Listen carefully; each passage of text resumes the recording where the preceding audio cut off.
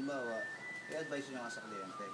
So medyo madumi rin, soak nyo ng mga isang oras, ganun, para lumuwag. So ito yung ating liquid detergent. So, ratio, wala naman ng ratio, basta bumubula. Ay, nasa malaki naman kita nyo dito. Kaya magtipid. So, basta bumubula, kaya na siya. Actually, pagkatapos nyo gamitin dito yun, yung tubig, pwede nyo paggamitin sa mga hand wash nyo. Yung mga for hand wash nyo, pwede nyo naman gamitin. So, kaya pagka ganun, minsan sabay-sabay na. Dahil seminar to, gamitin natin. Seminar to eh. Okay, so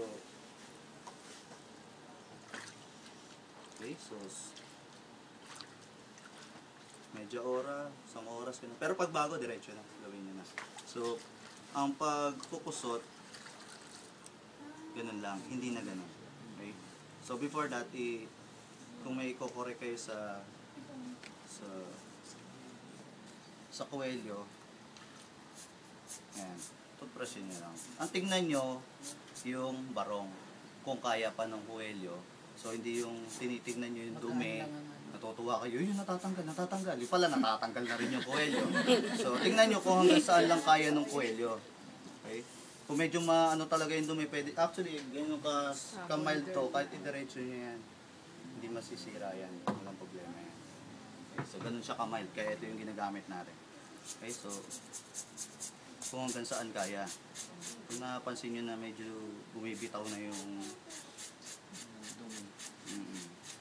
basta hindi pa bumibitaw yung kuwelyo, no? Other chemicals po, wala nang ilalagay? Pwede po lagyan ng iba? Stain remover? Mas safe na kasi ito. Ito na yung pinaka-safest. Sensitive yung fabric. Okay? So pag okay na siya, so hand wash nyo nga, ganun lang. Huwag na ganun, baka tumunog. Pag tumunog yan, alam nyo na. Crack na yan. So ganyan lang.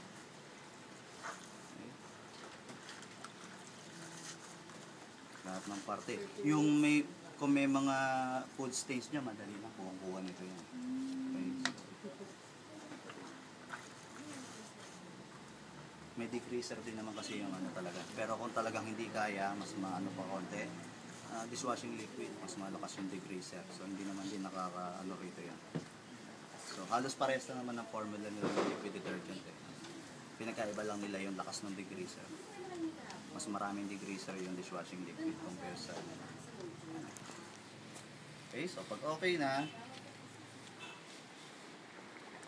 i-ring nyo na. So wag na rin pa ganyan, baka tumunog na naman. So piga-piga lang. Okay. So dito lang medyo magastos ng konti sa tubig kasi pag banlaw nyo, so iaangat-angat nyo na lang siya. Hanggang sa pag bumubula pa yung tubig, palit. Hanggang sa hindi na bumubula para wala na rin yung amoy ng liquid detergent. Kasi nga, dry clean. So, hindi kailangan amoy sabon yan. Okay? Pag banlaw, hindi na rin lalagyan ng softener para amoy barong lang talaga. Okay? So, dito na lang ako magbabanlaw sa